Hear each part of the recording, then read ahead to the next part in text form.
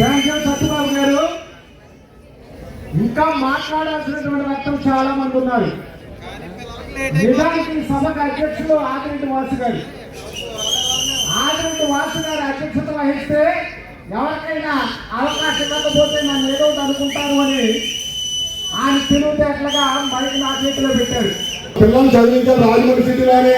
రాష్ట్రంలో ఎక్కడ 175 నియోజకవర్గాల్లో లేని ఒక్క రాజమండ్రి సిటీలోనే ఇంచుమించు మొన్న 123 మంది పిల్లలకు ప్రత్యేకించి 15,000 రూపాయలతో మన తిరుమల కాలేజీ ఈ రోజు ఎంత భారం మీ అందరికీ కూడా తెలుసు. అలాగే ప్రైవేట్ కాలేజీలు అన్నీ కూడా అలాంటి కాలేజీలు అన్నింటిలో కూడా కేవలం 500 కష్టపడి ఒక్క గవర్నమెంట్ స్కూల్లో చదువుకున్న వాళ్ళకే వాళ్ళు ఈ ఫెసిలిటీ ఇచ్చారు.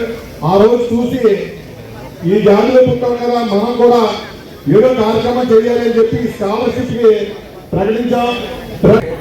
ఈవేళ తెలుగుదేశం పార్టీ అంటే బీసీ అంటే తెలుగుదేశం పార్టీ. ఎందుకంటే ఆ రోజు అన్న నందమూరి తారక రామారావు గారు 1982లో తెలుగుదేశం పార్టీ పెట్టినప్పుడు ఆ రోజునటువంటి పరిస్థితులు మీ అందరికీ తెలుసు.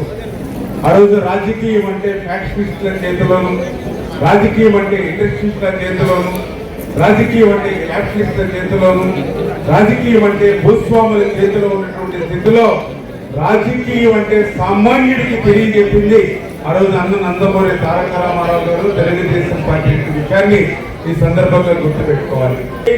ద్రోహం ఒక్క జగన్మోహన్ రెడ్డి చేశాడు. ఆఖరికి వాళ్ళ నాన్న చేయనటువంటి ద్రోహం కూడా జగన్మోహన్ రెడ్డి చేశాడు అని అంటే బీసీల పట్ల ఇది కొన్నటువంటి వ్యతిరేకత. అంటే బీసీలు అంటే తెలుగుదేశం పార్టీకి వెన్నెముకగా ఉంటారు అనేటువంటి ఒక ఆలోచనతో ఒక కక్షపూరితంగా మరి ఆ రోజు ఆ బీసీని అనగదొక్కేటువంటి ప్రయత్నం చేయడం చాలా చాలా దుర్మార్గమైన విషయాన్ని సందర్భంగా తెలియజేసుకుంటూ మరి ఖచ్చితంగా రేపు రాబోయేటువంటి రోజుల్లో కూడా ఆ బీసీ అభివృద్ధికి, బీసీల సంక్షేమానికి, అందులో కూడా పర్టికులర్ గా బీసీలు అని అంటే మరి ఎవరైతే మన ప్రాంతంలో అత్యధికంగా ఉన్నటువంటి గౌడ సెట్టిబలి సోదరులు, ఈ రోజు నేను కూడా గర్వంగా నేను పాలకొల్లులో కూడా చాలా మీటింగుల్లో నేను చెప్తూ ఉంటాను.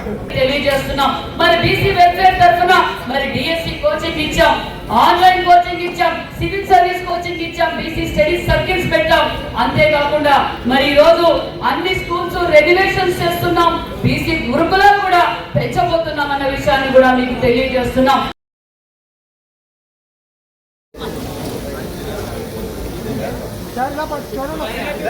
ఇలా చూడండి.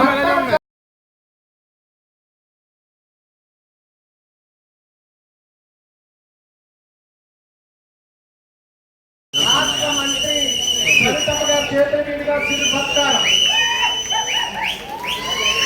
మరి ఈ ప్రభుత్వం వచ్చిన తర్వాత ఖచ్చితంగా సెట్టిపల్లి కార్పొరేషన్ లో కానీ అటు గౌడ కార్పొరేషన్ లో కానీ అన్ని కార్పొరేషన్ లో కానీ నిధులు చూడబోతా ఉన్నారు.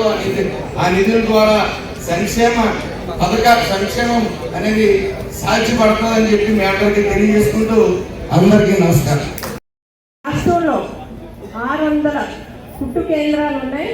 అందులో సుమారు 60,000 మంది మహిళలు ఉచితంగా శిక్షణ అందించి వారికి ఉచితంగా మిషన్లు అందిస్తున్న సందర్భంలో సమాజంలో విద్యా అవసరాన్ని ఏనాడో జ్యోతిరావు పూలే గారు తెలిపారు. దాన్ని ఆదర్శంగా తీసుకుని కురుపూడి సత్యబాబు గారు, మన మంత్రివర్యులు సుభాష్ గారు ఈరోజు విద్యార్థులకు స్కాలర్షిప్ ఇచ్చి విద్యాన్ని ప్రోత్సహించిన